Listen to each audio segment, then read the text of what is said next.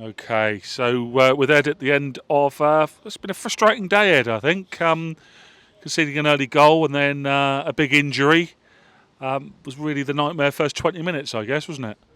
Yeah. I think today's a bit of a sore one. Quite a few things went against us that were outside of our control. Injuries disrupting the rhythm of the game quite a lot. We felt as if a few things didn't go our way within the game as well, but despite it being disappointing, the result and it being a sore one to take, certainly can't fault the effort and the application of the girls today. Having to adapt to losing Kenny in goal within 10 or 15 minutes and losing our one centre forward option off the bench to replace her was not in the game plan, obviously. Then having to adapt to 3 or 4 different shape changes, a couple more injuries in the game as well. And they took it all within their stride and kept pushing and trying to find a way to get back in the game. It's one of those today. It just hasn't gone our way. Didn't quite get the moments in the final third that we wanted, and having a little bit of a sucker punch from a set piece as well to lose was a bit of a killer as well. Let's talk about the standing goalkeeper. You wanted her efforts up front, perhaps in the second half, as we're chasing the game, but she's done fantastic for you. Is that part of the game plan that you've got a ready-made replacement, or she was very modest when she spoke to us earlier? No, obviously it's not the game plan. She's really about 5th or 6th choice down in the list of goalkeepers, but she was outstanding today. Was obviously a little bit nervous about doing it when we were trying to firefight when Kenny got injured. But took it on the chin really well and was so brave in what she was doing. Distribution was good, put the ball at risk at good times and still tried to get us playing the way that we wanted to play.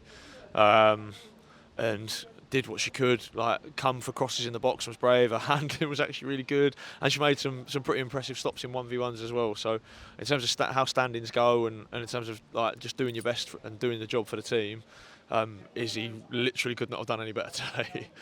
Yeah, she was fantastic, and it's good to get some debuts out there as well, wasn't there? It's a young group, and we're going to have to be patient as they learn the game at this level. Yeah. How do you think they did? Yeah, it probably doesn't say it in my body language, and it probably doesn't say it in the tone of my voice. But I'm really, really pleased with where we are as a group. We are a very young group, 9 teenagers involved in the group today, plus another 3 who are 20, 21. So we are dead young. It was exactly the same last week against Moneyfields, and as it has been throughout pre-season. And they're having to learn not only stylistically the way that we want to play, they're not only having to learn and build connections with their teammates, but they're having to learn the women's game as well, which is slightly different to youth football. The pressures are different, the physicality is different, the feel of the game is different, and they're improving with that every single week. Like today, we've been able to go against one of the sides with one of the bigger budgets in the league, and we've been able to try and go toe-to-toe with them for periods. We got into the final third quite frequently. We certainly never felt as if we were getting bullied, despite how young we were. Like we won a lot of our duels for most of the game, and you could see we were tenacious all over the pitch. We were quick to close people down, weren't afraid of never shirked to tackle. And that's improving every single game. And the connections are getting there, the relationships are getting there. We just have to understand where we are as a club. And recognise that for the first couple of weeks of the season there's going to be a few teething issues. But we've got the patience in the coaching staff. The culture in the club is one that's going to give you time to grow and develop.